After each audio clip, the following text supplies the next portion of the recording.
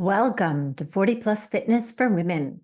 I'm Lynn Setterloff-Airisto, your host, and I'm a certified menopause fitness coach, helping women to build the bodies that they want to spend the rest of their lives in.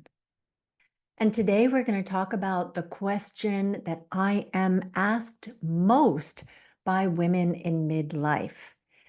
And it's something that I think plagues so many of us and makes us feel kind of not so great in our bodies. And that is belly fat. So the question that I get asked the most is how to get rid of the belly fat. And, can I even get rid of the belly fat in midlife? So let's get into it. So this is actually a subject that I, is very dear to me because I've been through this struggle, right? When I was in postmenopause, I was working out 5 days a week, burning all the calories, sweating, like really working my heart out. And all of a sudden, and it felt like it happened overnight, I just didn't look like it anymore. Like my waist had disappeared, my muscle tone had disappeared, and I wanted to get those things back. And I've managed to, happy to report. And so I'll talk about, what is causing this increase in belly fat and how can we actually get rid of it? So, first, what is causing that belly fat to show up? This is something that is happening in midlife in particular because we are going through the depletion of estrogen. So as we go in through perimenopause into menopause, what's happening is that our estrogen levels are starting to fluctuate, drop, and then they actually flatline in postmenopause. And what happens when you lose the estrogen is that your body fat starts to get redistributed. And unfortunately, it moves it to your waist. And that's one of the big reasons why you're noticing that change at this particular age. Now, you may also notice that you are accumulating more fat on your body than you've had before. And that is due to factors like we are leading more sedentary lives. A lot of us are sitting around at the office in front of our computers. We're exhausted because we're going through perimenopause and our energy levels are down. Maybe we're spending more time watching Netflix or not being active. Even if you're going to the gym, regularly, like going to your aerobics classes and burning calories, that is not enough. You need to be just wiggling in everyday life. And when you are tired, when you're in perimenopause and your energy levels are down, then you just move around less and therefore you spend fewer calories. So what I'm saying here is that you are eating and drinking, in other words, consuming more calories than what your body needs in daily life. Now, how are we going to get rid of that belly fat? Because you absolutely can get rid of the belly fat. And because a lot of it is actually visceral fat, so fat between your organs, which is really bad for our health, you do want to think about reducing that fat. I'll start by saying the thing that will not work, okay? Spot reducing is not a thing. There is no magic exercise that you can do to all of a sudden target just your belly fat. It drives me so nuts to see all these reels on Instagram, Facebook, and social media where it's like, snatch your waist by doing this. And they'll have like somebody holding a kettlebell over their head and marching in place. No, that's not going to do it. And in fact, even doing a lot of sit-ups and things that strengthen your muscles, your stomach muscles, or strengthen your core, that's not going to help either. Yes, you'll get a stronger core. Yes, you'll build muscles.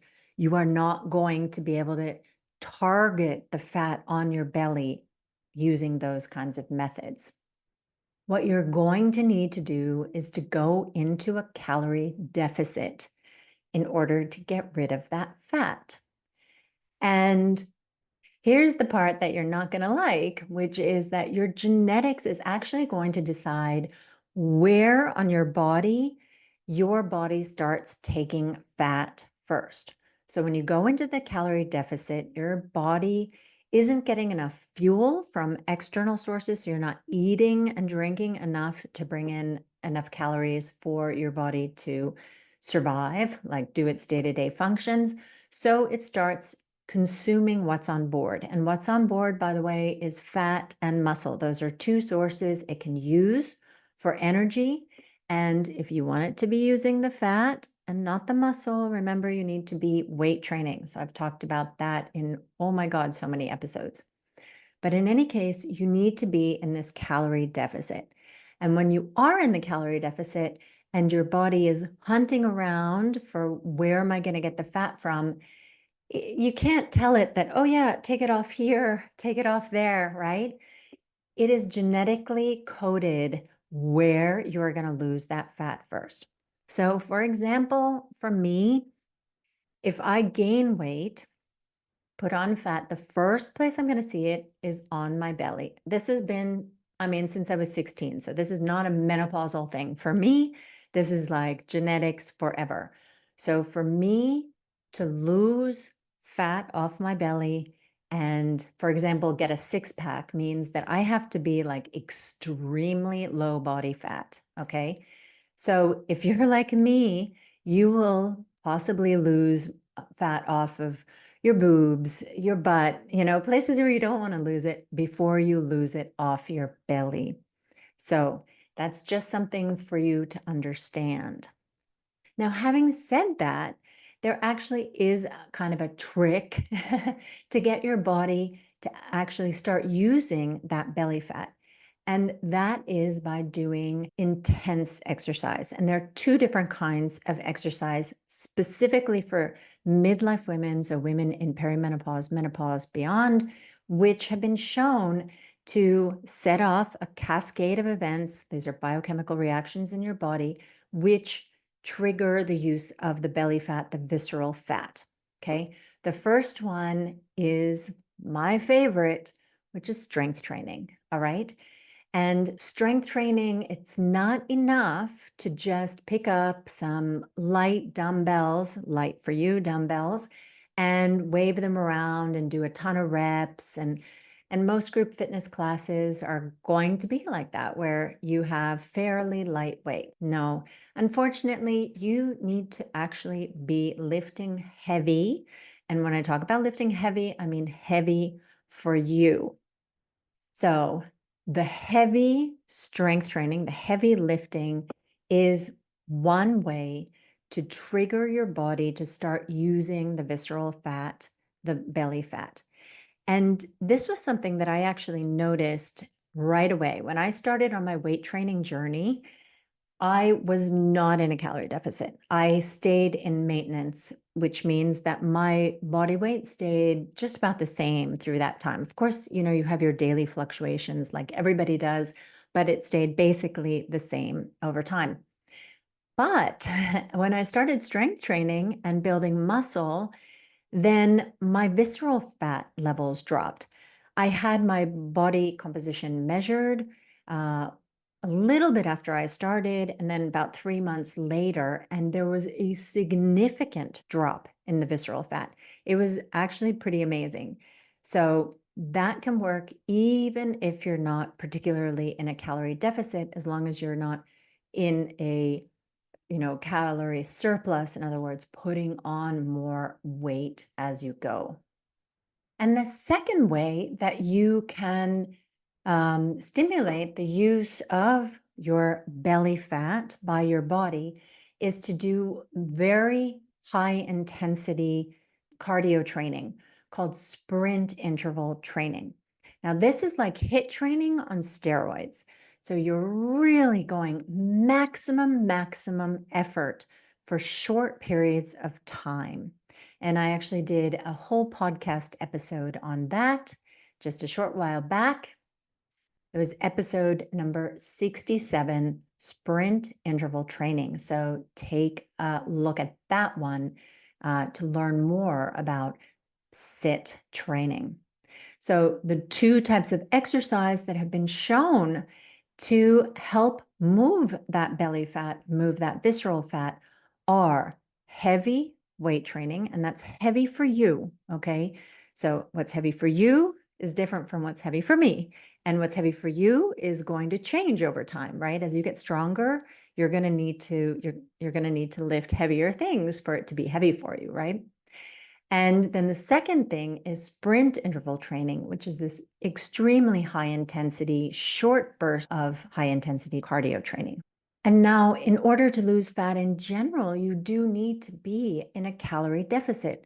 In other words, you need to be feeding your body less than what it actually needs so that it starts using those fat stores on your body as a fuel source. And I did a whole podcast, episode number 60, on my 6-point formula for fat loss. So listen to that one to learn more about how to do proper fat loss so that you lose fat. So to summarize, it's good news, which is that, of course, you can lose the belly fat and the visceral fat even in perimenopause and postmenopause. You just need to do the right things. So first, you need to be in a calorie deficit, like really be in a calorie deficit. That's going to allow you to lose fat overall in your body. And if you want to trigger your body to really start taking the visceral fat, the belly fat from you, then start doing high intensity training. So what that means is on the strength side, you do strength training, lifting heavy for you.